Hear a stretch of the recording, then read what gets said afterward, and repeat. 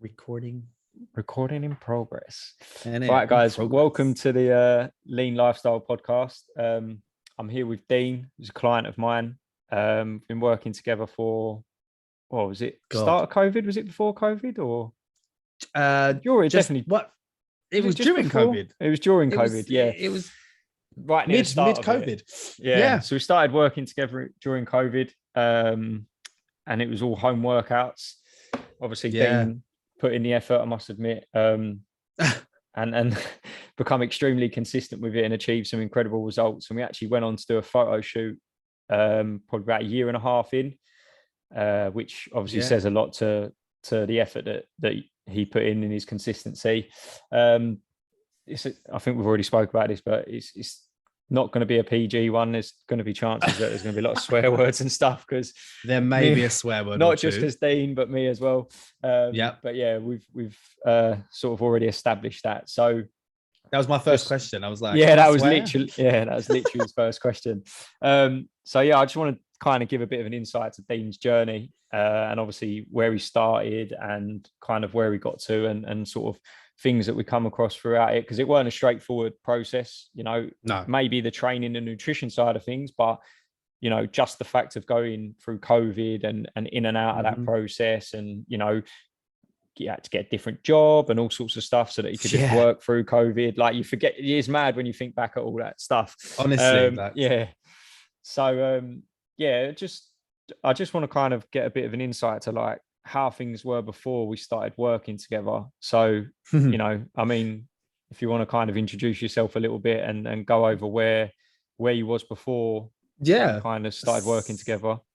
So I'm Dean Quinton. I'm a barber. I'm a model, apparently. That's a thing. I get paid to do that now. Yeah, well, you get paid for it, so you can list it. So I can say it now, right? Like... And you got over 10k followers as well. So basically when you messaged me, you were like, "Oh, can I?" I was like, "No." Put celebrity endorsements. Yeah. You're a celebrity trainer now. But before I started, I was mate. I'm not gonna lie, there was zero fitness. I think I'd tried to go to the gym, use the word tried. I went to the gym like a few times and just like not as consistent, but I just didn't know what I was doing. And I wasn't eating correctly. I wasn't doing anything right. And then I just was, I was a shambles, if I'm being honest.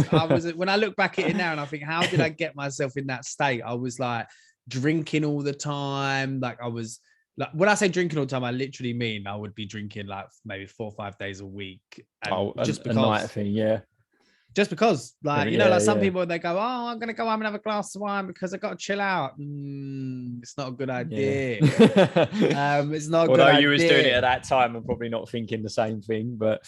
No, do you know what is weird? Because at the time I was thinking, I know I shouldn't be doing this. I'm young, money young once. And then, you know what? It got to a point where, like, I started to see, like, people around me drop off, like, dying young and stuff. And I was like, wow, you really? know what? Really? Yeah, like a few people I know died young, and then my granddad passed like suddenly, and he was fit and healthy, but he just dropped down. And so I was like, I can't, if I carry on doing what I'm doing, living my life this way, my lifestyle this way, then I'm going to end up like these lot. I'm going to end up with a heart attack. I'm going to end up with obese. So, and I was like, I need to sort this out. I need to sort this out. And then that is when I found you. Slid into the old DMs. I did, but I'd been watching you for a while, and that sounds really fucking weird now. I've been creeping on you. I've got some new blinds now anyway, after you told me that last time. I know where you live. No, I've been like clocking your profile for a bit, and I was like, because so many PTs like online, and they just sell you the fucking pipe dream, didn't they, really? And what I'd watched yours. Exactly. That whole 12 to 6 weeks. And I was like, well, that's obviously bullshit. Like, so I literally was watching yours for a bit. I see people that I'd known that you'd coached before. And I was like, wow, the results are actually next level. So I slid in. I was like, hi. And you changed your life forever, didn't it? Yeah. Oh yeah, definitely. Yeah. I think you changed my life more than I changed yours, I think. So just going back to like obviously that. So do you feel that for you it was it the health side of things, or was it just the general vibe of not having that sort of control of it, all aspects of your, like, was you feeling quite lethargic and stuff, or was it just quite literally that thought process of like, if I carry on doing what I'm doing, this isn't going to end well? And it's not, I mean, you always say, I mean, one of your things that you say, I've probably heard you say God knows how many times, is like, life is for living. Do you know what I mean? Like that is like you're always saying things along them sort of lines. So was it that sort of concept where you thought to yourself, do you know what, if I carry on like this, I'm probably not going to live a long life? Or was it just the fact that you thought, I just need to knock this on the head anyway? I think it was a bit of both, you know. I think it was a bit of both. Like, I knew what I was not eating properly. Like at the time I was working in London as well. So I was coming to and from on the train. And I had that mindset of like many other people at the time that I speak to now, and they go, I just don't have the time to do it. And it's like, no, you need to find the fucking time to do it. That's what you need to do. And I think it was more the health side as well, because I think, you know, it wasn't a healthy lifestyle. I was not living a healthy lifestyle at all. Like, I never really ate bad food, but like to the point where I was getting drunk and eating shite food. So it was becoming more and more regular, and not having a set, not set any goals. Or I just was kind of just floating around, just going really. through it.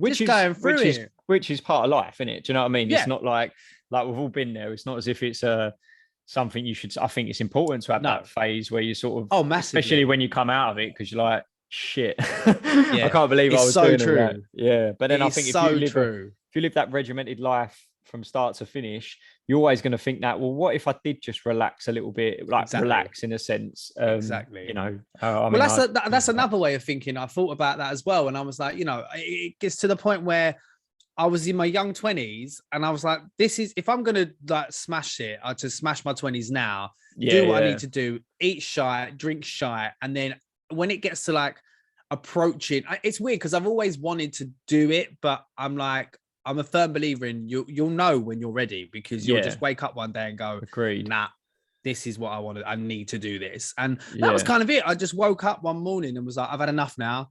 Like, because I used to stand in the mirror and pick myself apart. And I'm there. Man. Yeah. I'm there preaching, telling people like, you know, you pick one positive thing about your body. And I couldn't pick anything, mate. I couldn't pick anything. And I just was not mentally and physically, just wasn't happy with the way I looked. Like, never. And I was like, no, I need to sort this out, because I want to be, by the time I'm 30, I want to be like on it. By the time I'm 31, I want to be in it. That's quite mad you say that, because I mean, you know, the way you come across, like you would never, do you know what I mean? And I mean, it's not a bad thing, because obviously the way you come across is you are a very happy sort of person. You do like to bring energy to the conversation and stuff like that. Like, you're very much like I'd say an uplifting person whenever you're around people. But the thought of, you know, like, put it this way, if someone was telling you what you just said, you would 100% be like, don't be, do you know what I mean? Like, you support them to the end of the day. But then, of course, when it comes to yourself, sometimes like it is quite difficult to disconnect and sort of actually step back and be like, do you know what? Like, you've got a lot going for you. And, but you know, it is difficult, especially in this day and age with plenty of social media and stuff. That's the thing, isn't it? Just I mean, we could go off on a tangent on that, but that does have a subconsciously, I think that did play a part in it as well, because as much as I'm like, at the time I was like, no, I don't need to do this, I don't need to do that. These people are all like, they're just influencers. Like, I don't even know what that means, but I'm like, subconsciously, you will not. Like, maybe, I don't know.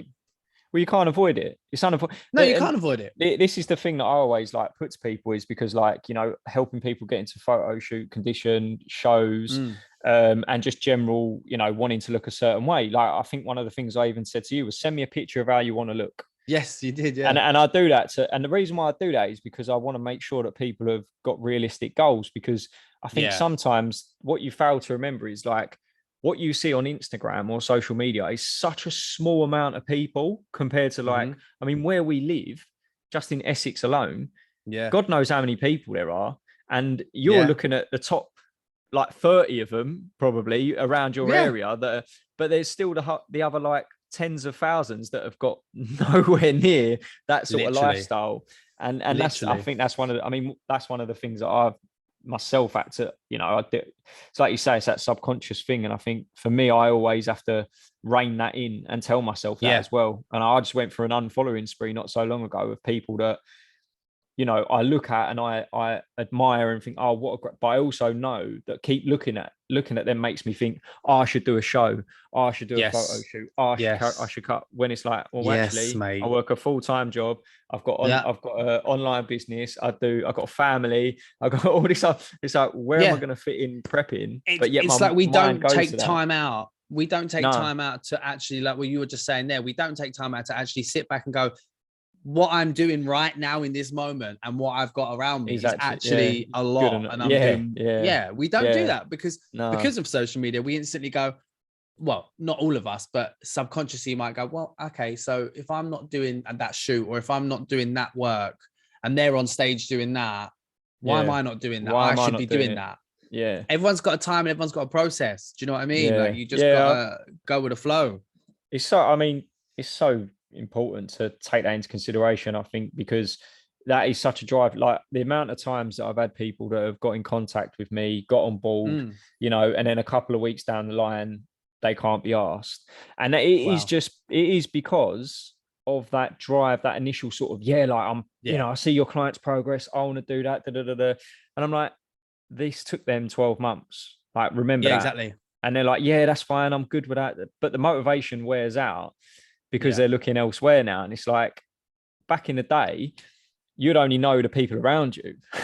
So exactly. Do you know what I mean? Like there was no, there was no sort of like, the sort of the environment that you was in was very small, which meant the comparisons were very small as well. Like maybe if someone at work got a new car, you might be looking, oh, I might get a new car, but after 2 weeks that wears off anyway. But the problem is, in this day and age, you're seeing that person get a new car, and then you see someone else, and then you see someone else, then you see someone else, and it's like it's a continuum, isn't it? It's a vicious cycle. Like, when does it stop?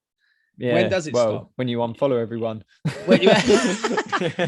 I have done an unfollowing spree as well, and it's quite liberating. I'm not gonna lie. It is like I unfollowed people that I've absolutely like followed for years, and I absolutely love following them. But at the same time, I had a very good understanding and that awareness of what it was doing to me on an unconscious level.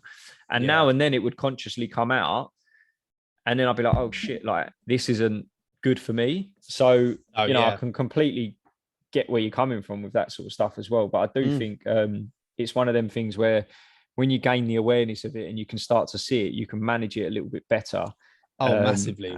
And just spend less time looking at other people and their lives. Do you know what I mean? And do you know what? And I've said to you before, haven't I? Like, the amount of times people say to me, you never like my stuff on Instagram. I was like, baby, I haven't got the time to like this shit. Yeah. Like, I literally post my shit. I post on my stories. That's it. Like, I might, and if I'll share people's stuff. I always share people's stuff. If I see people are doing things good, like I share your stuff, I share some of my friends' businesses or clothing, whatever, I will share that because that's like supporting the people around you. That's my network, and now I'm going to share that. But I don't go actively looking for people's profiles and liking them. Why would I do that? Why would I do that? Agging it. I'll literally look at like the first like 3 or 4 pictures, and then I'm off the app. I can't be bothered. I can't be arsed. Like, and I ain't got time to sit there and scroll. No, not at all. But and there's nothing worse. I hate when you're in the gym and people are just sitting on their phone. I'm like, you're going to use that fucking cable machine, you little bitch. I want to... even though I've been there when I was younger, so I try not to get the up with people because I'm like, I always use my experience as a calm down. You was once that person. Do you know what I mean? Like, chill out. All right. They don't know what they're doing. But yeah, so obviously you went through that phase of kind of, thinking about it and getting to the point where you knew you had to kind of take action. Was it just the fact that you sort of like woke up one morning and thought, fuck it? Or was it sort of like do you know what, next week I'm going to start, or was it kind of... No, it was, I think it was pretty much like instant. I think I remember I must have been in the shower, and then I caught myself in the mirror, and I was like, I don't like what I see. Like, I don't like what I see. I don't like how I feel. I don't like what I see. Like, I was confident, outwardly confident, but inwards, I wasn't confident. Like, I could talk to the fucking moon and back, but you could hold a conversation. I can hold a conversation. I come across as confident, and I am a confident person, and that's only escalated since I found confidence in my own body as well now. But also, I think age has a lot to do with it. Like, when I was 21, 22, I didn't really care about being in the gym, or, and my lifestyle at the time, and where I was living and what I was doing and what I was doing for work. It was all relevant at the time. And as I got older, my mind started to change. And then, the whole drinking thing, I was drinking, like I said, I was drinking all the time, like, to the point where I was like, I don't even enjoy this. I don't enjoy this. And I don't think I had my routine. I didn't have a routine. I didn't have anything in place like that, like I do now. And I think massive, like, mentally, I was all over the place anyway, hence the drinking. So that is another reason why I was like, I need to sort this shit out. Like, I need to have a focus, and I need to have a regime that is going to keep me fit, keep me healthy, and keep me on the straight and narrow, really. Yeah, I mean, that's a pretty mad way to put everything. Like, that's some serious self-awareness you got there. Do you know what I mean? Like, to be able to sit there and actually figure out that it stems from, and I think that's the thing as well, is like, when you lay it out like that, it's such a different thing to just like, I woke up one morning and thought, I need to sort it out. It's because there was many variables that you knew that had to change. And it was so like, when you transitioned into it, like, how did you find things when you started? Like, did you find it quite easy to get into the routine and stuff, or was it sort of like because sometimes it does get to the point where people are so keen on making that change, like how it sounds, and then it just clicks like that. Do you know what I mean? So like, how was it when you got started? Do you know what? I think for me, when I first started, it was very much like, obviously, because we started with the home workouts, didn't we? So that was like, for me, in some respects, it was probably better that happened, because I eased my way into it. And then when we got into the gym, I could kind of like get my head around what I was doing. But I think the nutrition side of things took me a little bit longer to grasp, more than the actual being in the gym and the workouts and the movements and stuff. I mean, I think I watched like 6 weeks of poached eggs experiments. Yeah. Do you remember that, when you was like so proud when you nailed a poached egg? Mate, I'd never cooked a poached egg in my life. And I literally, by the end of the 6 months, I was like, I have smashed the poached egg. Now I make all my eyes closed. Yeah. Do you know what I mean? But yeah, no, the nutrition side was quite hard, because I'd not, either losing calories, or when you gain calories, like, or add extra calories on and off, because it's never the same as I've learned with you. It's always up and down depending on what we're doing. And I think just having those foods, thank God, because if you didn't give me the meal ideas, I would have had no clue. So that structure, macros. I would have been like, that's a shop in it. Like, I literally would have been like, that's what I would have been like. That's good. I like that. Macros, that's a shop. I don't think I've heard that one yet. I'm surprised. Have you not? No, it sounds like something I'd say. I can't believe that. That's how in depth, like how deep I am into this industry, that I don't even corrate that with a shop anymore. Don't even clock it. No, I think the shop is actually calories and macros. Do you know what I mean? I think that, I mean, I can speak because obviously the experiences we've shared together over this period. Like, I remember when initially you was so like, the confidence in making adjustments when I'd say things was always, you was questioning a lot of stuff, which is obviously perfect, because that's how you learn. And I think that's how you develop knowledge. And I feel like now it's at a point where, like, when I say to you, if I say like recommend like making adjustments, you don't actually care that you're not afraid to just make the adjustments anymore. Do you know what I mean? You sort of just do it and you're like, right, is that what I've got to do? Yeah, perfect, I'll do that. Whereas before it's like, is this right? Is this right? Is this right? Yeah, I was always double checking. Yeah. And now you're at that point where, like, you're not, just for a bit of a background, where Dean's at the moment is, we've come out of the photo shoot and then we've gone into a lean gaining phase, and the amount of food that he has to eat at the moment is just ridiculous. But when I said to make the adjustments and how many days to do it on, you asked a few questions about what would be the best day, would this work, and then you just took action. There was, it's not like every week now when I say to you, right, we're going to have 3 high days, you don't then go, what day should I do it on anymore? No. Whereas I feel like back then, it's like your confidence in I what would you're have doing has grown such a lot. Yeah, which is completely understandable. I mean, what sort of point do you think that everything started to click for you? Because there was like I mean, obviously in the beginning you was just initially just excited to crack on and just get into things. But, was there a certain point that sort of you feel that clicked where your body really started to change, or you really started to find that your training was improved? Like, was there anything like that in particular you can recall? Or? I mean, I don't think in general, I think it was just an overall, like once I'd been doing it a few weeks and I was speaking and I had you on the other end of the phone and I fully trusted you. I think that's what it was. The trust in you to just say, like, even now when you say, make this change, make that change. And I'm like, yeah, cool. Like, whereas before, if someone was telling me I had to eat that many calories from what I would say a lot bigger back then, that initial before would have stressed me out. I would have been like, oh my God, like, but because it's come from you and I know what you're talking about and that there was no stress and I just implement it and do it. But I think it all just nicely clicked into place together. I think it's when I started seeing the initial changes, like, and I know it sounds silly, but when you can feel the difference, you know?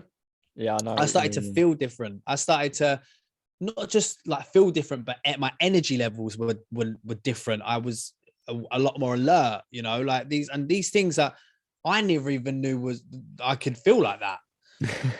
To the point now if I'm ever ill, I know I'm ill because I don't feel like this normally. Yeah. I think that's one of the things that happens when you're so consistent going through the process, like, because you start off and you're still yourself and you get excited and that, but if you stay consistent for long enough, all of a sudden you're just like it just clicks and you're just like, holy shit, you're like, shit, like I feel like a different person now.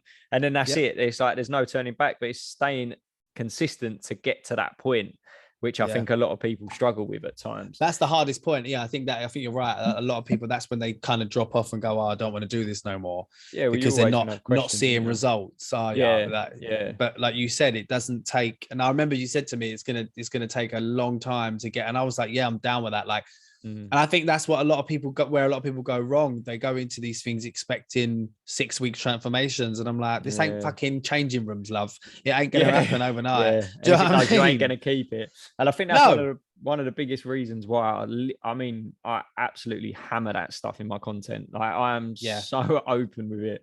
Like, and that's another reason why I wanted to be like work with you, because you were honest. Yeah. There was no bullshit. Thing is, I've taken people through that sort of stuff, and it's like that when they come out the other end, they just lose it.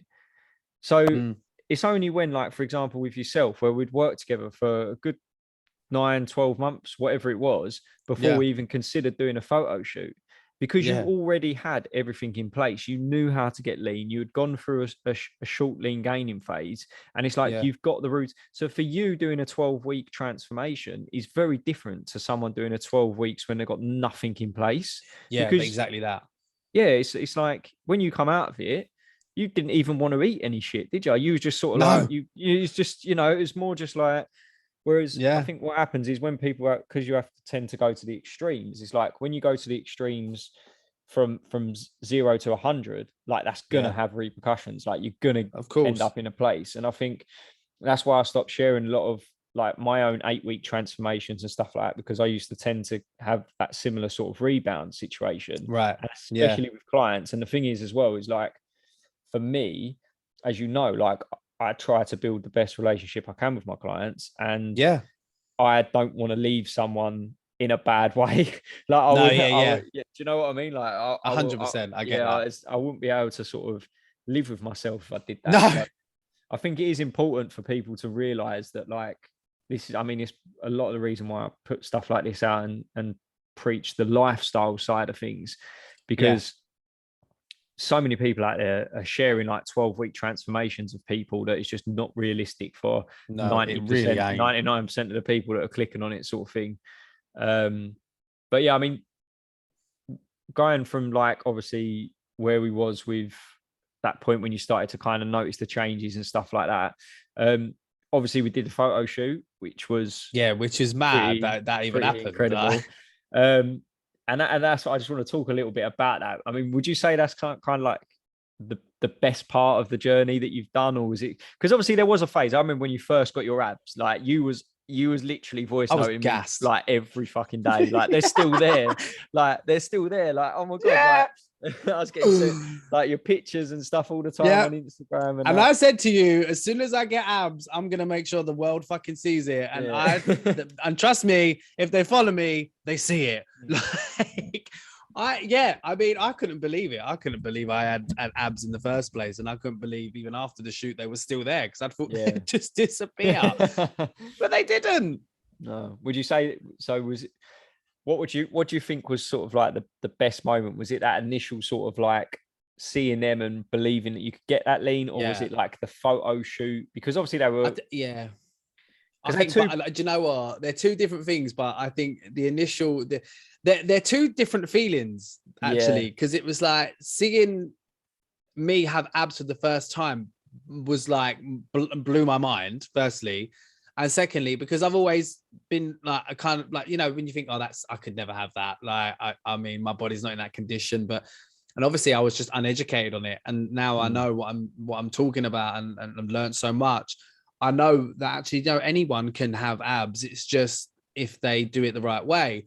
But then doing the shoot, that was a whole nother level. Like that was like, for me, that was a moment where I think we got into that studio and I was just like, I am fucking standing here about to be oiled up by two handsome young men. Like well, I mean, the easiest way to get you to do it, wasn't it? I think that was the first thing I mentioned. Let's be honest. It was like, there's lots of baby oil, and Brad's gonna be there. I was like, I'm in. No, it was just a crazy moment, because I was just like, I can't believe that I'm actually now doing a shoot that's fitness, and that, because even like before the shoot, when training, there'd be little moments in my brain, and I'm like, am I ready for this? Am I ready for this? Like, is he sure he wants me to do this? But then, you know, getting there and doing it, and just being able to, like I said to you, or like I said in the testimonial as well, like being topless for a whole day around other people that I'd, like, you know, never met before, really. No. And not really giving two shits about it, and feeling very confident, and feeling like it was very empowering. Like, it was very empowering. And I don't think people realize, I think people think, oh, you do these shoots for vanity, or no, it's not. It's beyond that. It really 100%. Is beyond that. It's like, it's mentally, it's you know, it makes you feel like untouchable. You just think, I fucking smashed this. You're proud of yourself for doing it. The fact that you got yourself into that condition, and the fact that you're standing in front of a camera and you're just doing it is, it's a surreal moment. I still think about it now. It's still surreal now to think. I look at the photos regularly. I'm like, that's me. I mean, it is one of them sort of like moments, like you say. I mean, going through the process and you're questioning yourself is probably one of the best things that can happen, because it does, when you're there, you're like, oh shit, like actually when you see the first, I mean, I remember when you see your first photo through the camera, when he was like, look at this, and you was like, holy shit, you're like, that's me. And I was like, oh now God. You can see what we're talking like. And it is, you know, I mean, that day itself was just unbelievable. We all got on really well. We had a really good day. It was a really good day. And seeing all of your like all of your faces and stuff when you were seeing your photos, and just, it was such a, like, I mean, it was surreal for me as well. Do you know what I mean? Because at the end of the day, we all work so hard for it. Like, obviously I had COVID, so I was not in a position to take, I mean, I did get some photos, but not any that I was very keen on, because I pretty much died for and then I had to try and pull it back. But we all work in such a short space of time as well. You did smash it. Like, we all work so hard, and it was like that sort of commitment together that we all sort of see through to the end. And then we all had that sort of moment where, I mean, when I look back at the videos, and there's a moment where we all got a picture and we're laughing and stuff like that. I love that. That was the day down to the T. And I think what you said there was just so important, is like, it's not a vanity metric. Like, it's not something that, you might post a picture because you're proud of the achievement, but it's not necessarily exactly. It's not like a look at me. And do you know what the crazy thing is? I say crazy, I don't know if it's crazy, but since that shoot, I've had so many people that have been interested in doing one at some point. And I think a lot of that is because of the videos, which Dan done an incredible job capturing, of how much fun we was having. And it was just sort of like and it was, do you know what I mean? It just flowed so well. So I think the video definitely helps, isn't it? Like you said, because you're seeing actually, we're not just standing there in photos. You're seeing that we're actually having fun. We're having a laugh. I mean, Matt's great as hardest well. part. Do you know what I mean? Oh, and Matt, come on now. Like, Matt is a special human. Like, and like even just I think the hardest part about the shoot was, like, what was it? Was it just fast for how long? Oh, that was hard. I thought it was the breathing part that was the hardest. Like, when he keeps telling you to breathe out. I forgot about that, you know. Oh my God, the breathing. I thought I was going to shit myself, or prolapse or something. Everyone had ab pains after, didn't they? It was all for days after. Because obviously no one knows. I've never done a shoot like that before, where they're saying breathe out, and you're like, I fucking am breathing out like anymore. Well, it's quite my client Charlie, who competed. Obviously, he did a photo shoot.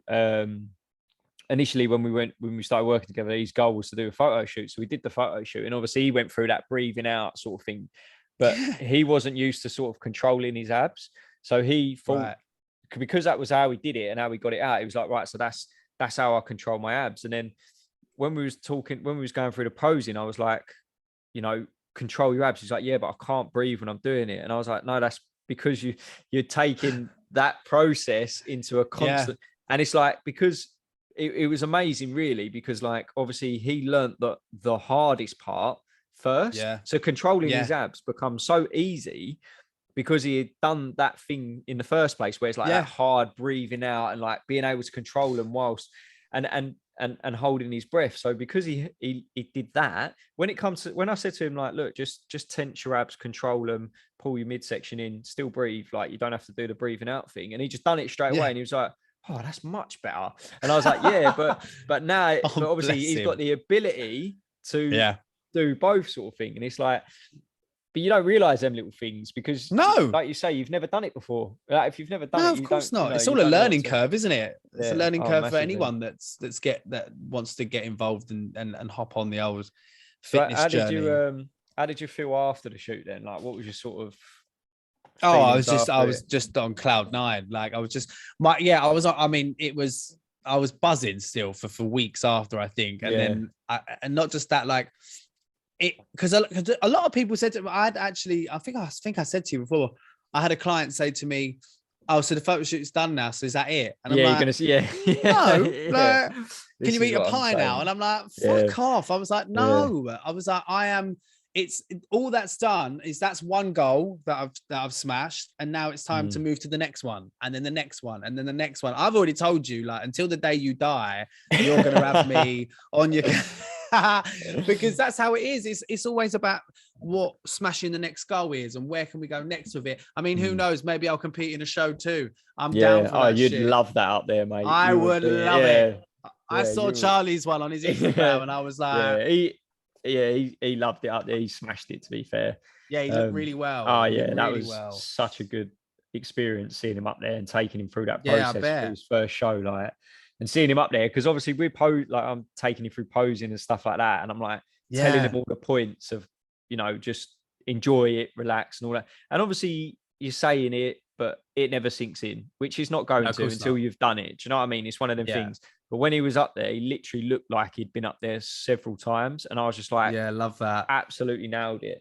Just relaxed. Nice. Yeah, I think that'd be a good idea at some point, mate. I think you, mate. I'm down for it. I am down for it. Honestly, I'm down.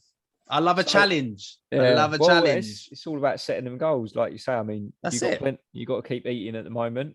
Pack on some more muscle. I'm eating. Yeah. Obviously, we spoke about a lot of positive things, but I think as well, it is good to highlight some other stuff as well. Obviously, struggles that you've been through. Because at the end of the day, you know, I don't want this to look like a highlight reel of your journey, because it No. hasn't been a straightforward process. You know, maybe Oh, some definitely things have not. been, but there's been a lot of moments and stuff like that have gone on. Yeah. With how you felt and stuff. Yeah, I mean, obviously, like lifestyle stuff as well, which even just going through COVID and jobs and stuff like that is you know, Going for a breakup. Let's not forget that, bad boy. Like, so like Jesus Christ.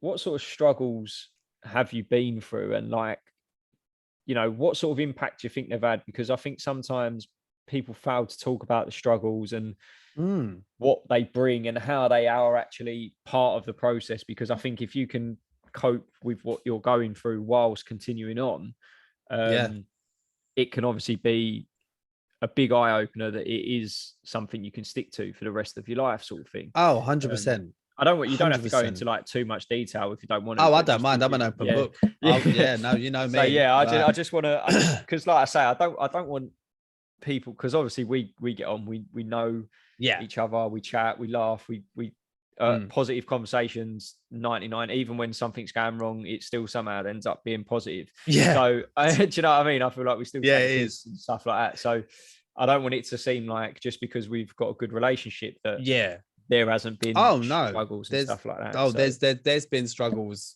along the way before the training, like before I even got in touch with you. There were struggles, but I think that was another reason why I think I needed to get out of that routine of the drink and stuff like that, because the drink for me was covering pain, covering loss that I'd been through, like family members.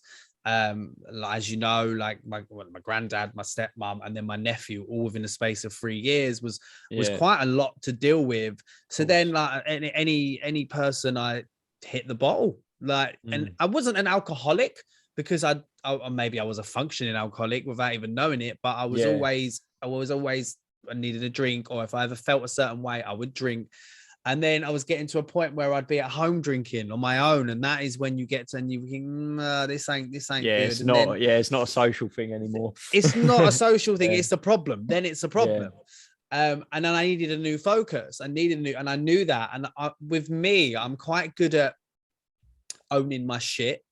Like, I'm quite good at getting to the point where I go, actually, you've overstepped the mark. You need to rein that in. Or like, same with anxiety. I started suffering with anxiety as well. And I didn't know what was going on until the point where I'm, like I said to you there, I'm open. I will talk to people and I'll say, look, I'm feeling this kind of way. Is that normal? And then people would advise, and then, you know, I'd go to the doctor. But I definitely think getting into this journey has saved me a lot, like massively. And not just that, whilst being on the journey, you know, like I said, going through a breakup, that was fucking horrible. Like, and just to set the scene for the people listening, like, just to set the scene, like, I'll keep it short, but I was living with my ex after we broke up, which is something that I thought I could do. I thought, you know what, I've been through the worst of things. I can take on anything mentally. Oh, how I was wrong. Well, you was looking at it from a friend's. I mean, it was more of a mutual, like you said. You know, it was like it wasn't like you say, it weren't just okay, it's over now. We'll just stay in our rooms. Like, there was almost like a friendship. We were friends. We were like, and then, you know, that kind of all went tits up very quickly. But I'm talking about, even whilst I was with this person, they just didn't love me training. So I was always, remember I've said to you, but afterwards I was like, I'd always have to constantly find reasoning why I'm doing it. And I'm like, I shouldn't have to do that. Like, this is part of my life. You know, I accepted that person for who they were. So then they should accept me for who the fuck I am and what I want to do. Now, that was, and for me, it was so challenging, man. It was so challenging. But I knew deep down that I would rather break up with someone than lose this journey, because I've come too far to go backwards. And I don't ever go backwards. I never go backwards. I'm always in my life I go forwards through the thick and the thin. You go forwards, you constantly move forward. And going back to being a certain way for a person that really showed Yeah. their true colors. No, why would I do that? Why would I do that? And I think the being in the gym has been my sanctuary. It's been my escape. Whenever it got tough at home, or whenever that person got abusive, I would literally just go to the gym and just work out all of my stresses and all of my anger in the gym instead of hitting the bottle. So do you think that, because obviously a lot of people go through similar situations like this. I mean, not similar in the sense of like exact, but like having that sort of external things. Stress that could, because obviously it's easy to stick to something when everything's going smooth. So exactly. During that process, like, I mean, I know the answer, but I just want you to kind of dive into it a little bit. Was you still sticking to your training and nutrition? Do you know what I mean? Like, what was that impacting that side of things? Or did you kind of say, no, I'm sticking to this. I'm not allowing that external stress to affect what I want to achieve and where I'm going in this sort of direction? Oh, I stuck to it. I completely stuck to my plan. Yeah. Like I didn't don't get me that was a no-brainer for me. That was never a second thought in my mind, where I think a lot of people would go, I can't do this, I'm too stressed, I can't stick to a plan. No, you easily could have given up and gone back, like you say. Easily at any moment. And this was a good 6 to 8 months of trauma, but I was literally, I would say it was traumatic. Like, I got to the point where I was like, I'm not gonna stop doing this. My nutrition was still, to look at on paper, you'd never know anything was going on. Because I was still in the gym every day. I was still up doing my bit, even after work. If I did, I was still eating what I wanted to eat. I never took away that. I never stopped that. I never stopped that. How much of that do you think helped you go through this and come out the other end in a... I think obviously, I know obviously you go through a situation and you do tend to feel better after, but ultimately, like, having that focus of yourself, because I find personally, whenever I've been through loads of stuff as well, but one of the things that have been extremely consistent with me and within my life has always been my training and nutrition. And I feel like that for me is such a powerful coping mechanism, because maybe it is that I've got an addictive nature. I could have gone drinking, like I used to. That was one of the things, and stuff like that. Whereas now I feel like my coping mechanisms completely changed. But I think that's only through realizing the benefits of going through these periods, staying consistent, and realizing actually, although things are shit, I actually feel quite good, within myself. It was a weird, I know exactly what you mean, man. I know exactly what you mean, because I felt the same. Like, I'd be in the gym, but like it's weird because so much shit's going on in your brain, and you're thinking like, but when you're in the gym, you're so focused on what you're doing, it kind of takes you away from it for a moment, even if it's just for that moment or for that hour or two you're in the gym. It really does. It really is everything, because I think it as character building as well. It's definitely character building, because I look back now, I think, how long has it been now? 3-4 months since like that was all over and I've kicked them out. When I look back at it now and I think, God, I've grown so much as a person in the last 4 months. But when I look back and think, how did I cope through that time? But that's how you've grown as a person now, though. Because you've pushed yourself through that stressful and I didn't period. touch any alcohol. I didn't go backwards. I literally pushed through, and was like, you know what? And if like I said, if I can do that, anyone can do it. And I mean that, because to go through all of that drama and that stress and that all of the above was a lot to deal with whilst training. You just got to do it, because that was the only thing keeping me going. That was the only thing I had to keep going and go, actually, no, I'm going to better myself, and you're going to make yourself better. You're going to feel better. And I do think healing wise, it helped 100%. It was all because of that. I really do. Because before, it would have literally just been 4 months of constant alcohol. Then I would have been feeling, destroy yourself. Yeah. And also, if you, just as an example, whether it was the case or not, but let's just say you did go down that route where you was in that sort of self-destruct mode, and then you get a text or a phone call, and it's like, oh, come round again. And then it's, there you go. Do you know what and I mean? It's so much yeah. easier to do it when you're in that position than when it is when you've got that sort of, you know, control over these variables. And when I look now, I think I'm so proud of that moment, of yeah, those moments going, definitely. actually, no, yeah, you're stronger than that.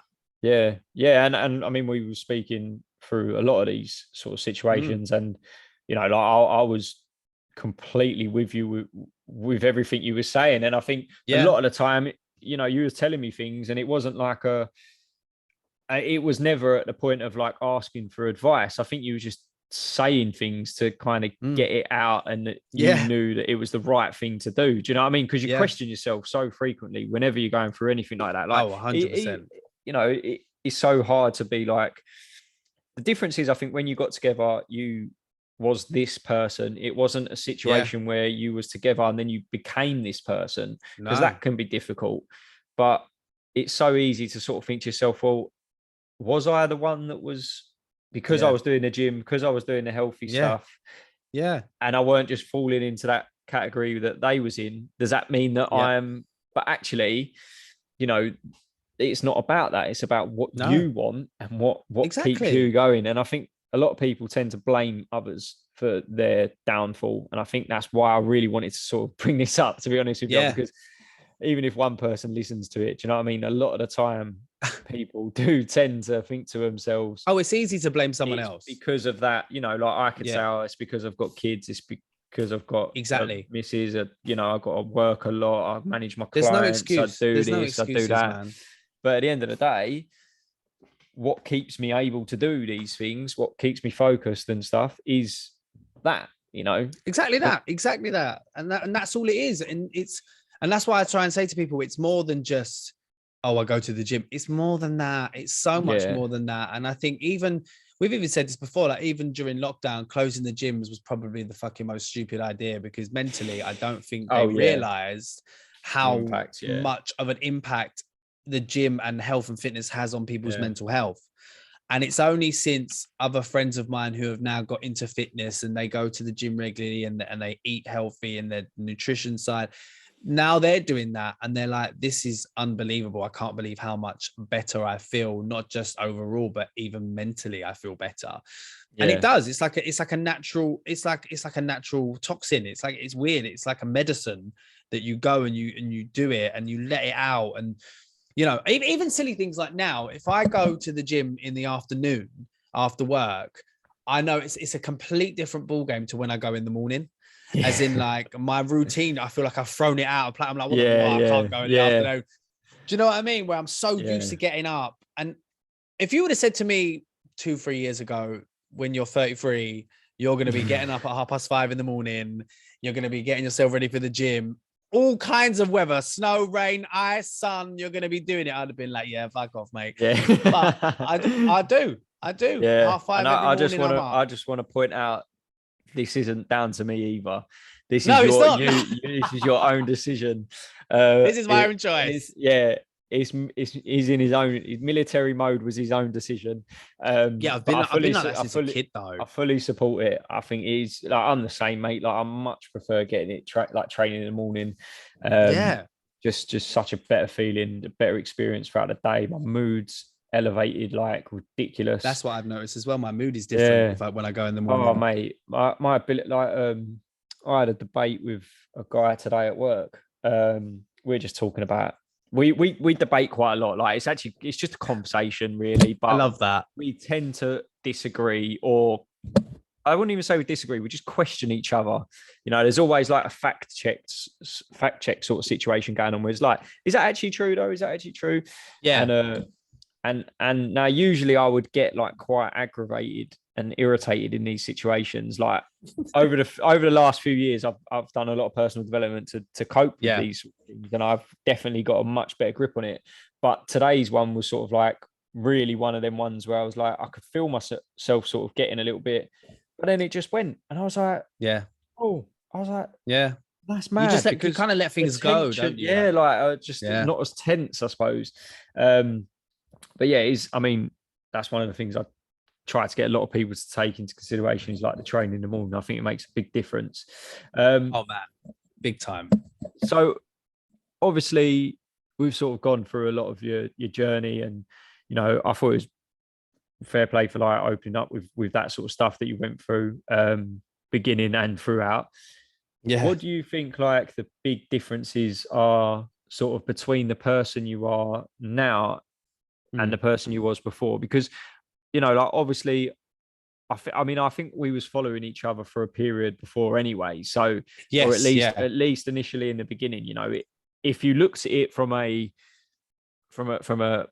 Instagram perspective or social media perspective, you're the same person, but you show your abs more. Like do you know what I mean? Do you know what I mean? Like, it's true. It's true. What I mean? Like from an outsider's perspective, like, yeah. I have obviously experienced the change within you because you always, you've been open and aware of it to be able to highlight it to me, which has obviously been good because, it's been nice to know. But what are the differences between like the sort of person you are now and the person you was then? And I don't mean like, oh, I get up in the morning and train. I mean, like, how do you, like, in general, what is the difference between the two? Like, what would you say is the difference? Oh God, I think there's so many differences like between the person. There really is. Like the person I was before, like I said to you before, yes, I was a confident person, but this next level of confidence, and I'm not even talking about being cocky. Like before I was quite, I wouldn't, for prime example, we could be, even with family, it could be summer, it's boiling hot, but I would still be sat there in a bloody jumper because I'm like, no, I don't want to take my jumper off. I don't want to take my top off. I just did not like the way I looked. And that knocks your confidence massively as a person. So I think I overcompensated before. I was going to say that, you overcompensate you with do, confidence, and you go, oh, I'm not, and you shouldn't have to stereotype and be like, oh, I'm a certain body type, that's how I should be. But I think it was kind of like you were the bigger kid, you were the bigger guy, so you were the funnier guy, you overcompensate more. But now I feel so much more relaxed with myself, and I think not just because through the journey alone, but I think as a person that's gone through all of that, you kind of think I'm still the same person.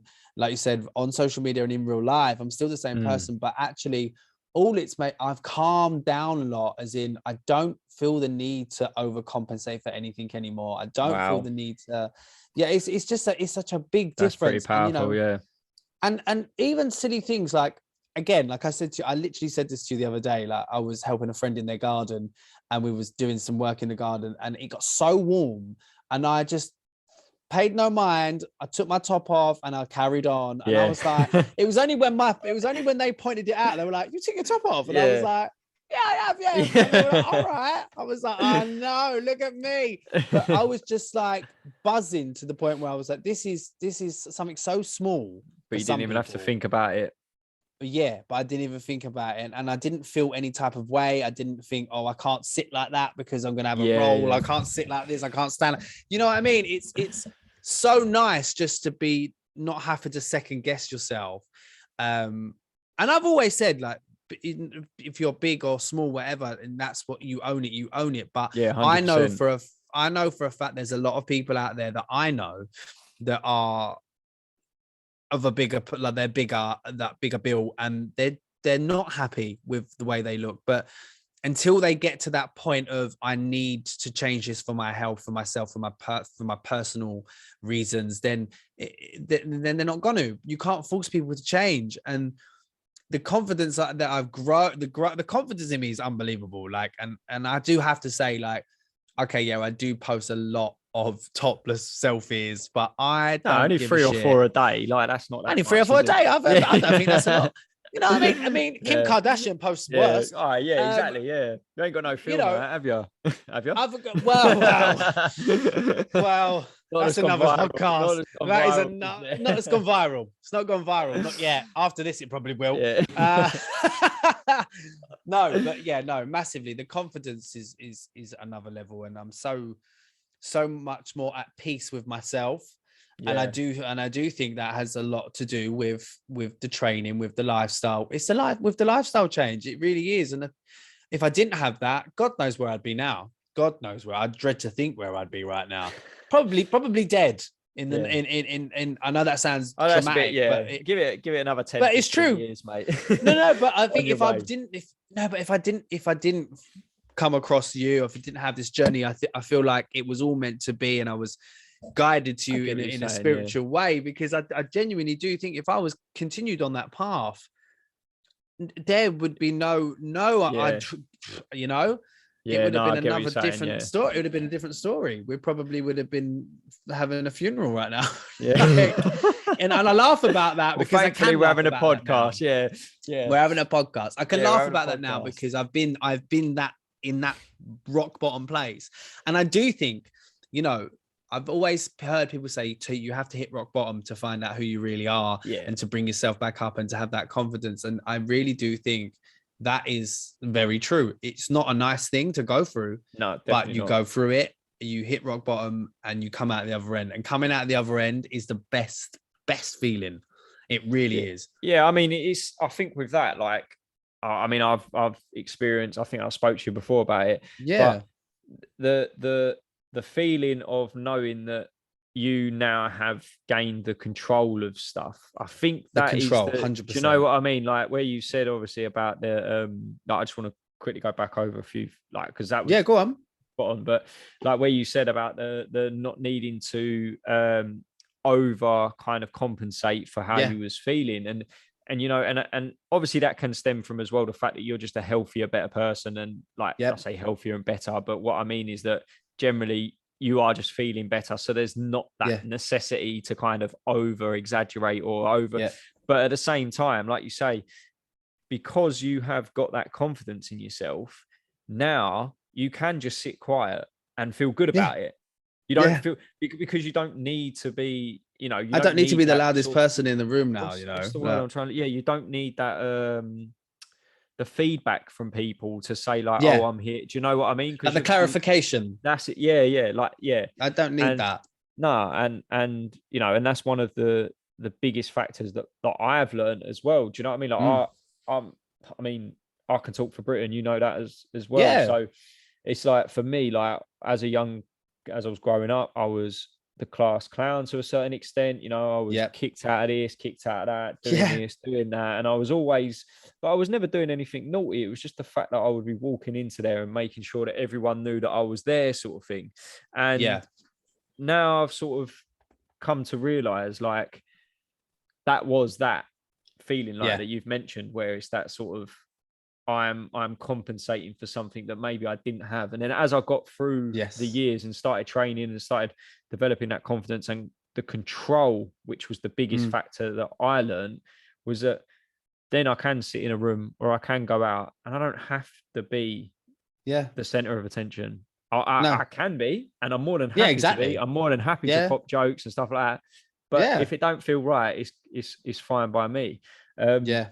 And whereas also, before, like, if you didn't do that in a room, you kick yourself and not like exactly that. I mean, I hold back sometimes now because I just don't want the sort of like, and because you don't have to. Do you know what I mean? Like it's like, not worth it. You know, I like making people laugh. It's part of what I do. I enjoy it. I enjoy conversation. But sometimes, like, but I think a lot of that can be very forced. And when you go to like the part where you were saying about people that they, you know, how they look and whether they're unhappy about it and stuff like that.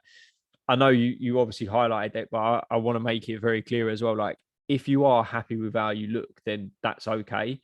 Because I think that's 100%. The biggest thing. I think that's the biggest thing. Because people say to me, they're like, oh, you know, when I gain a bit of body fat or whatever, and I don't feel comfortable. If I don't feel comfortable, that's because of you don't feel on me. Yeah, that's on me. So like, if I want to get lean, if I want to cut body fat and it prevents my opportunity of gaining a bit of muscle, I don't give a fuck. Like, I want to stay in shape. Like, that is 100%. That is for me. And I think this is the thing that people completely miss, is like, everything you've said is for you.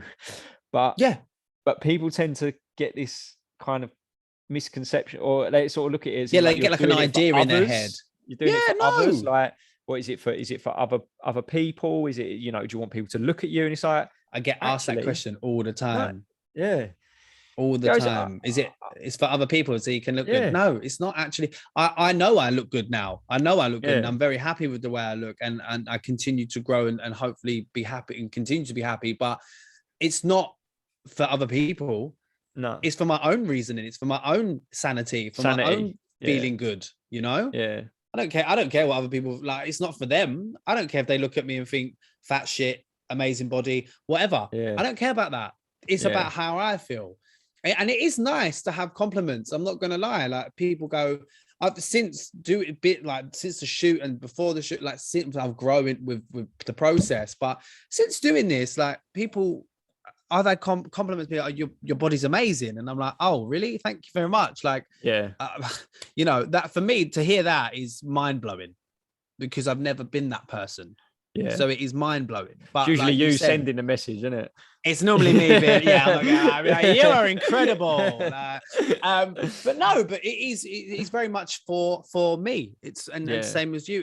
We do it for ourselves. It's not for other people. And now if you're a big boy, if you're a big girl, and you own that and you're happy like that, amazing. And I think people look. There are people out there that are plus size that look incredible, and they do their thing, and I'm backing them and rooting them 100%.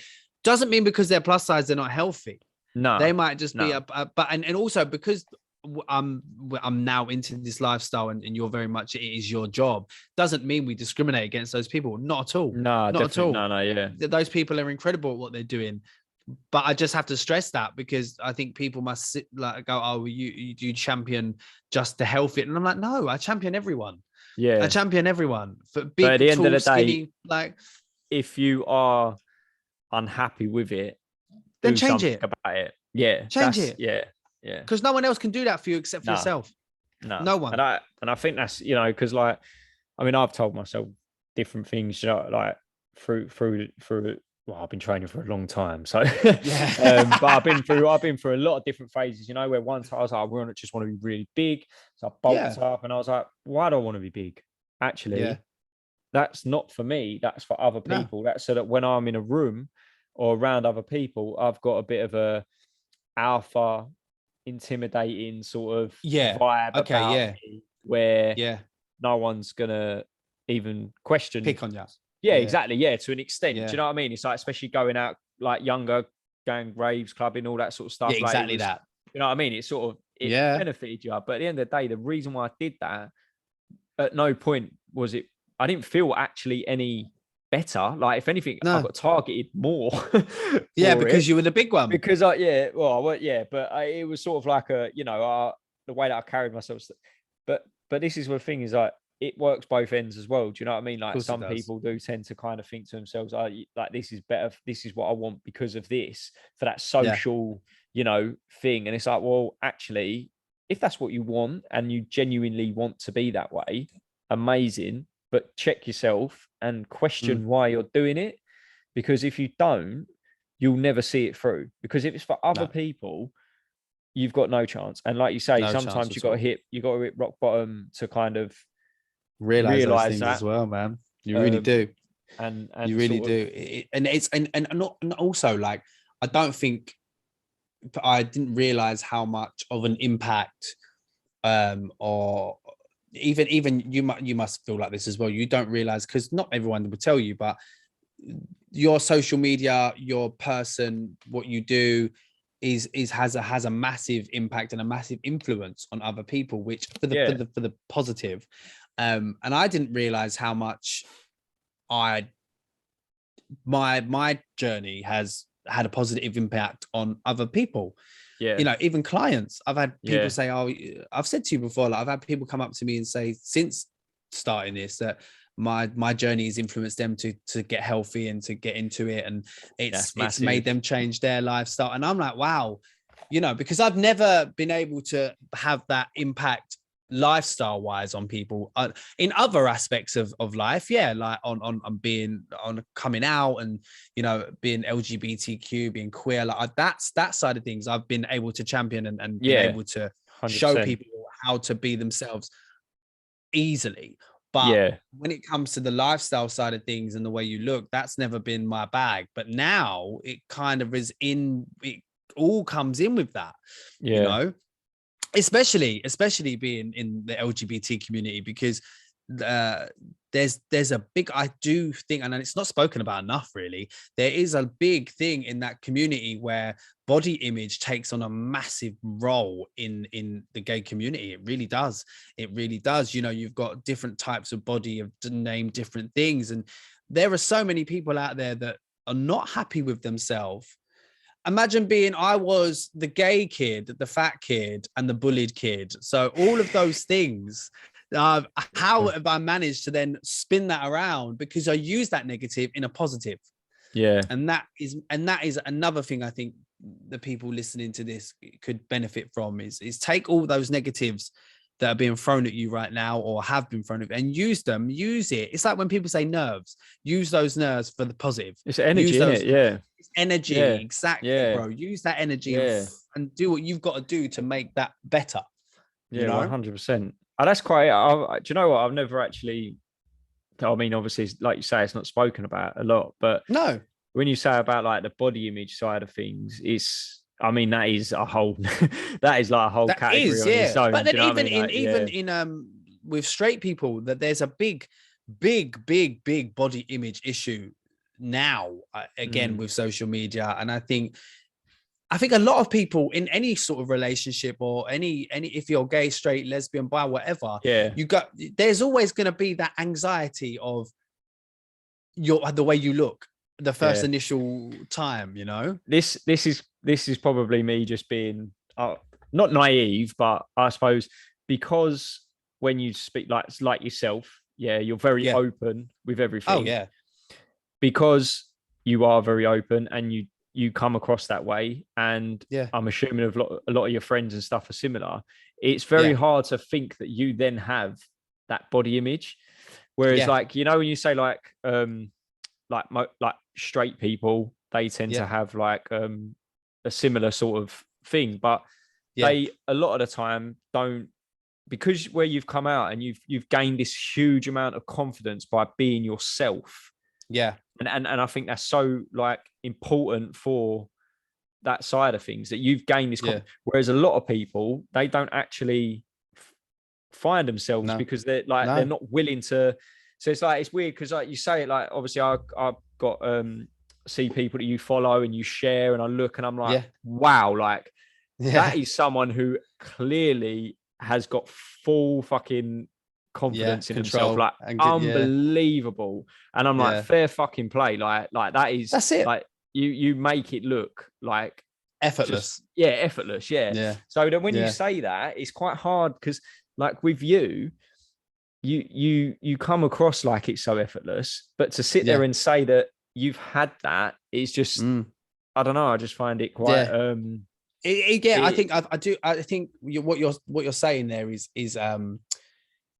true, and a lot of people have said that to me in previous encounters of if I've done other podcasts, or you know, I did one recently for a friend.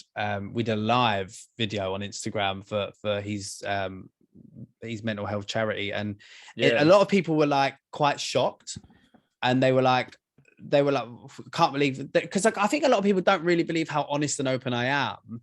And you know, and when I am open and honest and tell them about things I've been through or how I felt or how I've come to this point now, they are shocked by it, because they're like, I would never have seen that from you. And I'm like, no, you wouldn't, because it's not that you've hid it, you just don't want to burden people with your shit. You just get on with it, and you know, I am very open, and I'm able to open up to people, and if I've got an issue, I will do that. And I think that's a big thing. That's a big thing everyone should kind of try and take on, is just, if you're feeling a certain way, be open, try and be as open as possible. I agree massively. Do you think though, I mean, you said you did it on TV, didn't you? I came out. Fucking hell. So I came out publicly. Do you think that situation is sort of elevated your confidence to have this different level of awareness? Because the reason why I say it is because, like, for me, when I had a situation that I went through that was me having to sort of not find myself, but be the actual person that I know that I should be and that I want to be, was a big confidence. Like, I literally, as soon as I sort of accepted it and was like, this is the person I am, then it's giving me goosebumps talking about it. My confidence just then sort of like come out, but it does. Alongside that was a lot of self-awareness, because I accepted, and I was like, right, this is what I want to do with my life. I don't care, who judges me, who thinks what, so on and so forth. Like, man. Obviously it's not the same situation as but yours. It's very similar. But that's what I'm saying, is like, not a lot of people. I think that's what I was trying to get at earlier, without obviously, because it was winging it, I guess. I couldn't get what I mean is the fact that you've gone through that situation, you come out, you've told everyone, and you've created this next level like, do you feel like that adapted to your confidence? Or massively. I think like I was about to say then, with your situation too, and that moment you realize who you are, and that moment that you go, actually, this is who I am, this is where I want to be, and I'm okay with that. That is when your whole persona changes, your confidence in yourself and in everything you do takes a different turn. And you might not realize it until a few months down the line, but it's when people start saying you're a different person. You go, I'm not a different person, I'm the same person. I've just realized who the fuck I am. I've realized who the fuck I am, what I'm capable of, and the fact that, like what you just said, I don't give two shits who likes me or who don't like me for it. I'm gonna unapologetically be me always.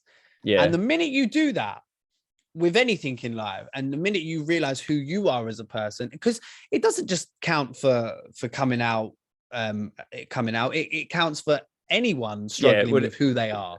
That's what I was trying to get to, because obviously the process of coming out is you just being like, this is me. And I mean, from what you going off of when you told me you did it, and the sort of general way it kind of, I don't know how to word it, but just like, word it how you need to word it, because you can't.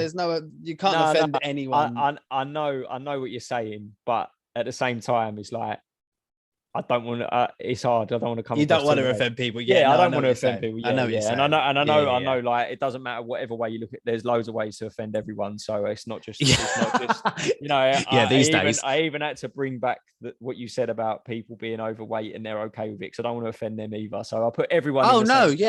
It's true. It's true. No, I get it. But yeah. So like, obviously, because in that sort of area of life, like, guys, girls, you when you come out, that is you going through that experience, but that doesn't happen for a lot of people.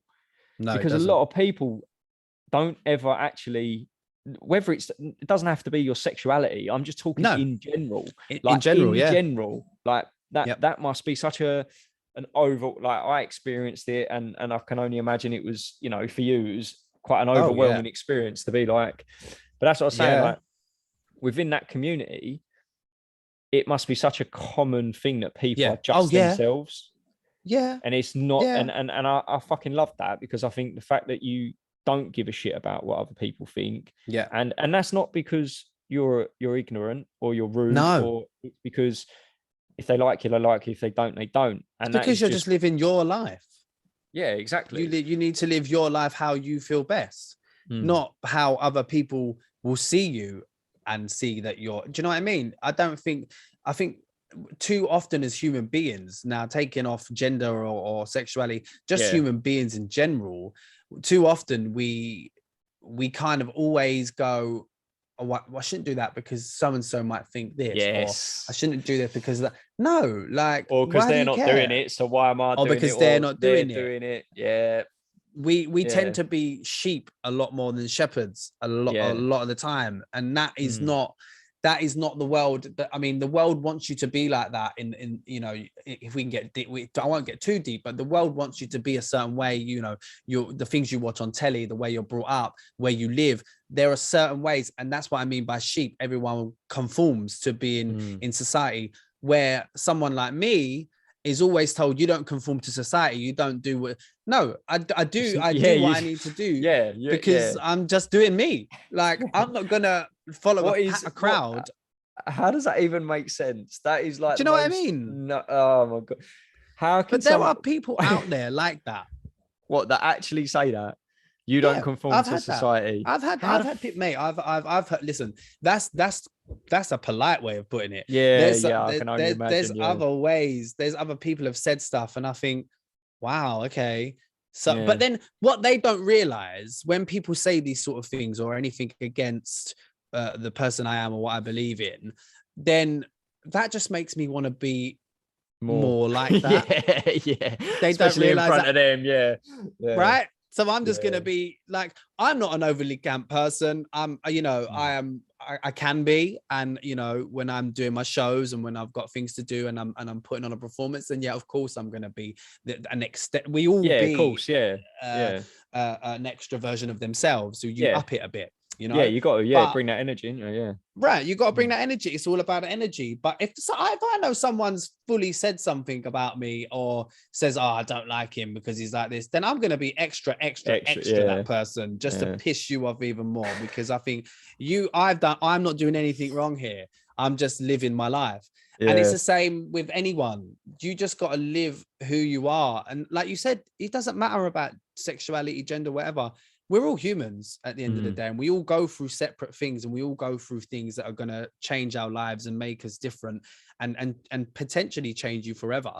But you just got to try and live through that and take it on the chin and be who you are. And just the moment you find yourself and the moment you're okay with who you are is the moment your life changes.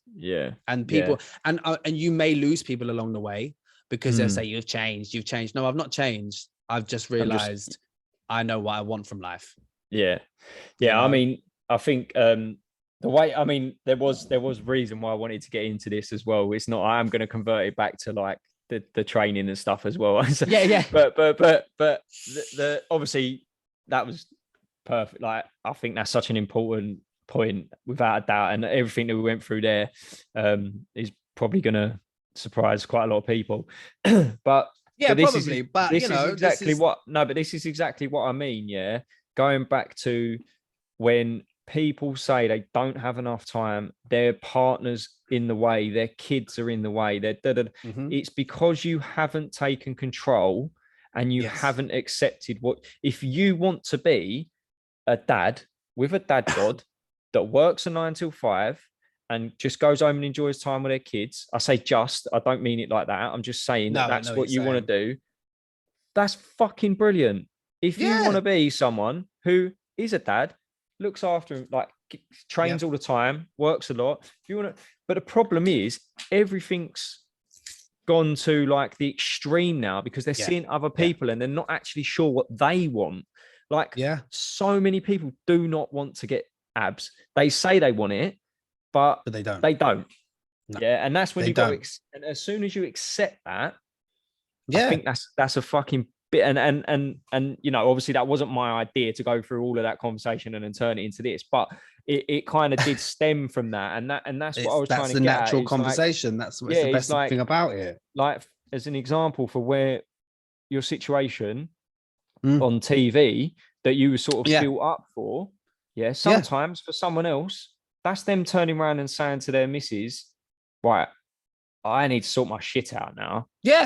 It takes someone to do that. For them you've got to take control of it. It's not, and I know, obviously, like I say, I'm not comparing, because I can imagine that for you saying that on TV was probably a bit different to that, but it's the context of the situation that taking control of your shit will bring 100%. Out a better version of you, which will then 100%. Lead to you having a better way of life. But learning to control, like, that's what I'm saying. So this lifestyle change of mine has taught me to control not just my fitness and my lifestyle, but it's taught me to control other factors of my life. Yeah. It all plays in with with that, big you time. know. It's decisions and choices that you make now on you know, for those reasons. You think, oh, I don't want to make that choice. So like, for prime example, like when I first started with you training, I still enjoy the drink of the weekends, like regularly. Yeah. But since training, I've stopped. I don't drink at all, really. And that's not something because you've said you can't drink. No, that's because never along the way, that. along the way, my choices, I've just decided and I just felt better. Yes. And, you know, that's my lifestyle choice. I've made that choice to impact the rest of my training. You know what I mean? So doing the lifestyle change and doing the training, it does have a massive impact all around on everything you do, on everything you do. It's the second, it's the thought in my mind all the time. I'm like, can I do, should I do that? I don't know if I want to do that because then I won't be able to go to the gym at this. Do you know what I mean? Silly things like little things like that.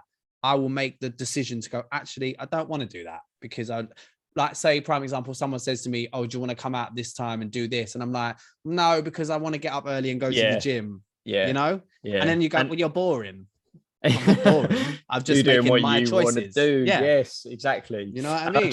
I just want to quickly just at the end of that bit as well is just point out that there probably are days that you don't feel like going and you're doing it because you feel you have to. Yeah. But that's because you know that by doing it, you are going to feel better for doing it. 100%. You know what I mean? Mate. It's like that. That's where that discipline side of things, because you can't always, you know, be like, you're not always going to have the energy, right? We're humans. We're going to bit run down. We're going to get to a point. Prime example, like yesterday morning, I was meant to go to the gym, but I was so exhausted from the weekend where I don't go out anymore. And I trained all weekend. Then I was working. Then I went straight out. Then Sunday was busy. So come Monday morning, I was dead to the world. I was like, I just needed sleep. So, but you need to, and you taught me this, you need to listen to your body. You need to listen to what your body tells you. So my body was telling me, Dean, you need to sleep.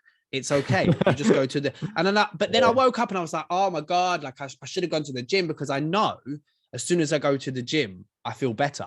It's like medicine. You know, I could feel rubbish. Like first thing in the morning, sometimes I feel rubbish. I go to the gym, I get it done. I feel amazing. Instead, on Monday, I went in the afternoon because I needed sleep. All right, I was tired still from that day's work, but I thought, you know what? You still got it done, didn't you? You got it done because I knew, like you just said, I'm going to feel so much better after I've done it. Yeah. And I did. Yeah, because I remember you texted me, didn't you?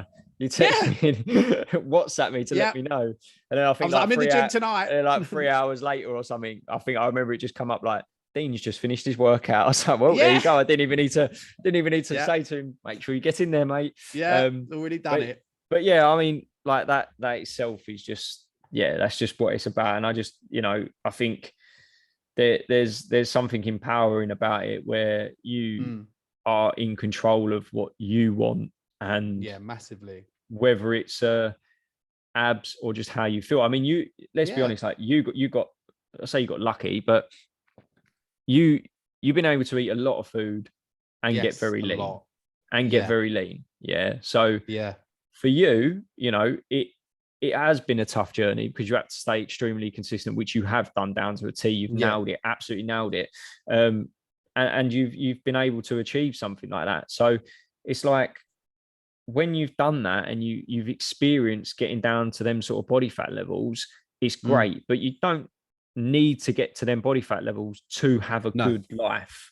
Do you know what I'm saying? Like, with you, like you, it's balance. The lifestyle has led you to that. It's 100%. It's not that's built the lifestyle. It's been the processes, the habits, the routines that's built and developed this. It's not that the day you got your abs that all of a sudden everything felt good. No. It's a massive buzz. It's been a whole process, you know. And prime example, like the weekend going out, like that was the first time in a very long time that I've been out, because since doing this, like I've been out to clubs and stuff and not drunk, and I've been there sober, and that for me, that was something that I never thought I would be able to do, like sober night out. But you know, prime example, like this weekend I went to the wedding, and because I'd been so consistent and put everything in place that you've taught me, and everything you tell me to do, I just take it on the board and do it. I've been able to have a few drinks and eat some food. Plus, I made sure that I did the Saturday with a higher calorie day. I made sure that I was having a higher calorie day on that wedding day. Yeah. So I could have a few drinks. I didn't go OTT. I kept it minimal. I had 4 drinks and that was it. And I had a good time. And you know, enjoyed yourself. And you I still had enjoyed your abs. myself. And I still had my abs the next day. I checked when I got in. I was like, are they still there? Yeah. But you know, these things, you can enjoy these little things once the consistency's there. And that's what I've learned a lot as well, you know? Yeah, definitely. I mean, I do it pretty much every weekend. Like I can't deprive, I say deprive, like I would never deprive, but I can't say to like Libby and Arlo when we're going out for dinner, like, you eat what you want. I'm just going to sit and watch. Like, it's like, it was my son's birthday. We went to Pizza Hut. I had cake. I done this. I done that. And it was like, but as soon as I got straight back onto things within 3 days, I was lean again. And it's like, oh, okay, like my weight had come. Yes. But it's that, like you say, it's that consistency and it's having being comfortable with it and building a lifestyle around it. Yeah. But I mean, I don't want to take up too much of your time, mate, because I mean, I could be here all night. Yeah, I know. Well, I know. That's the thing is, I was sitting there thinking, I was like, it's funny because I knew that before this started that we are going to talk about so much shit. Not shit. When I say shit, I just mean stuff. Yeah. So many different I'm the stuff. same. So much shit. That probably would go off topic, but sort of still on topic about this and about that. But that's how our conversations flow. So anyone who enjoys this is how we sort of talk in general. Listen, anyone that knows us, is going to listen to this and know what to expect. Yeah, expect. Let's be honest. Definitely. I just it's just been a good chat, mate. Just one more thing I just want to sort of say, like, obviously working together, like you've completely, I'll be honest with you, gone well past my expectation. And I don't mean that, in a horrible way. I don't like, no, I know. All. But what I mean is, you know, very rarely do people stick at it the way you, and don't get me wrong, I've got a core bunch of clients that are very, very similar to you, but also for every one of them, there's 2 others that can't quite grasp. And that's fair enough. But what I mean is the way that you've gone from the initial conversation to the person you are now, and how you've just gone through this whole process almost effortlessly is what I mean by it's surprising, because there's been so many probably come across wrong at first. There's been so many opportunities that you could have easily just gone, nah, fuck this. 100%. 100%. You know what I mean? And I think, you know, there's a lot of credit to you on that. Absolutely smash it. And when I say that, I do mean it. Like, I don't just say these things no, I know, willy-nilly. I don't just appreciate it out. But I think for what you've done and just the person that you've sort of become, I guess, throughout this whole period has just been not just good for me to see, but I think the influence that you have on other people, the confidence that you have when you come across, and the sort of no bullshit attitude, like, you know, you there's zero chance of offending you, and I feel like if you do get offended, you almost just brush it off anyway, sort of thing. And I feel like what you takes a lot. What you do in general, that's what I'm just trying to say. What you do in general with everything on your social media and stuff, and I think you're just very, very powerful to see, and just knowing someone like yourself that is so fucking just themselves is just unreal. But oh, bless you. No, I don't want you to cry or anything, but I mean, I was close. No. I've got some other things I'll text you later that'll probably make you cry, but I just thought I'd have to put that out there, because if anyone doesn't follow you, I think, or if they do follow you, and this is the first time they might be hearing you in long form or whatever, this is legit you. That's cool. Do you know what I mean? Like, I just want to, I just want people to sort this ain't no fucking, this is no, me. That I think that's probably what I've been trying to explain for the last 30 minutes, I think, is that like about being yourself, like it is you. And even when, you know, the experiences and stuff that we've been through, like with regards to whatever's happened, you've still stayed yourself, you still stay true to yourself. And I think that's just amazing. Just one last thing. What would you say to someone who is sort of like on the ropes or not too sure about the healthy lifestyle and stuff like that? Like, obviously maybe speaking to yourself when you initially started, like what would be the, you know, what would you sort of? I would literally just tell them, stop thinking about it and do it. Yeah. Get it done, because the best thing you will ever do is take that step into the changing your lifestyle, because not only is it going to help you physically, it's going to help you mentally, and it's going to make you feel like a brand new human being. And it's a no-brainer. And if you're going to do it, make sure you do it with Ricky Brodie, because he's actually a magician. And I say this to you all the time, you are, and as much as like, this ain't me licking your ass, but I genuinely would not be where I am right now if it wasn't for you. That is fact. That is a fact.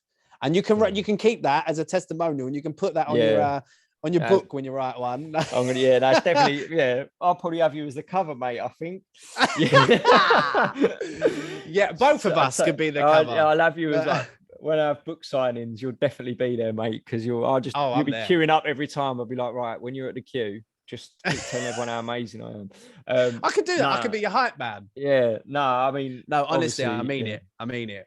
It's like, it's changed my life, and I honestly don't think you realize how much you've changed my life, and I literally could not have done or been where I am without you, mate.